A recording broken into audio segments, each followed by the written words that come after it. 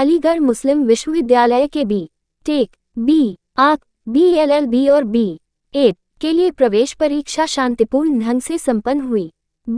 Take, आक के लिए होने वाली प्रवेश परीक्षा में कुल 14,250 आवेदकों में से 11,346 अभ्यर्थी परीक्षा में शामिल हुए। ये परीक्षा आज सुबह की पाली में अलीगढ़ सहित कोलकाता, लखनऊ, पटना, श्रीनगर, कोझिकोड और दिल्ली में बने परीक्षा केंद्रों पर आयोजित की गई। LLB और एड पाठ्यक्रमों में प्रवेश के लिए परीक्षाएं शाम 4 बजे से शाम 6 बजे तक AMU के अतिरिक्त कोलकाता, कोझिकोड और दिल्ली सहित 3 शहरों में आयोजित की गई। LLB में प्रवेश के लिए कुल 4,818 अभ्यर्थियों ने और एड के लिए 2,613 अभ्यर्थियों ने आवेदन किया है।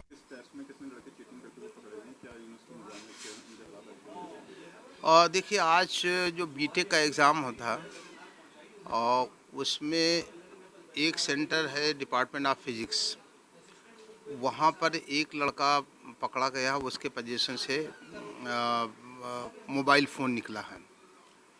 और दूसरा एक लड़का है जो डिपार्टमेंट ऑफ कॉमर्स पे उसका सेंटर था, वहाँ पर भी एग्ज़ामिनेशन के दौरान उसके पोजीशन से एक मोबाइल रिकवर हुआ है।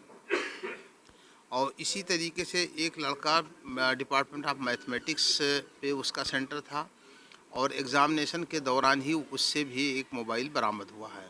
तो इस तरीके से 3 लड़के अलग अलग 3 सेंटर पे एग्ज़ाम देने आए थे आज बीटेक का, और एग्ज़ाम के दौरान यानी एग्ज़ामिनेशन हॉल में उनके पास से 3 फ़ोन जो है अलग अलग तीनों के पास से एक एक फ़ोन बरामद हुआ है।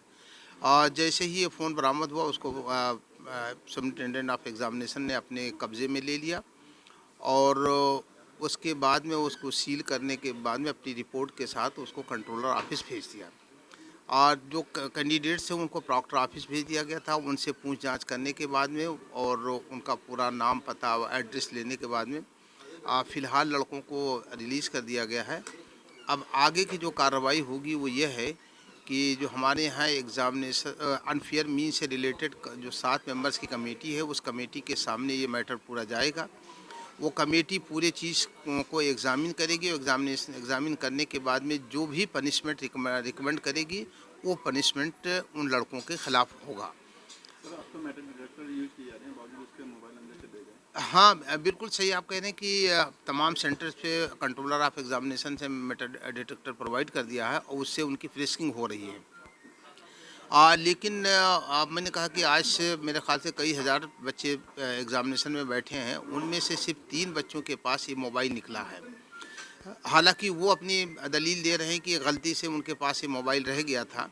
अब इसमें देखने की बात ये भी देखी जाएगी कि चेकिंग में कमी रह गई है या वो बच्चे किसी तरीके से उसको छुपा करके मेटल डिटेक्टर से बचा करके वो अपना एग्ज़ामिनेशन हॉल के अंदर ले करके गए।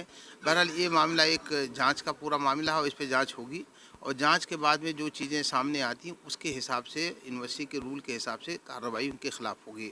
उसमें ये हो सकता है होगा कि या तो उनका एग्ज़ामिनेशन जो टेस्ट दिया है वो कैंसिल होगा।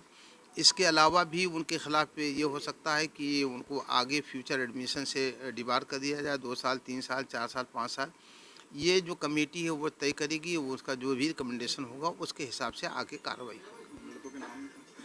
लड़कों में एक का नाम समदुद्दीन बताया है और दूसरे का नाम मोहम्मद आमिर है और एक लड़का और है उसका भी नाम मोहम्मद आमिर ख़ान है।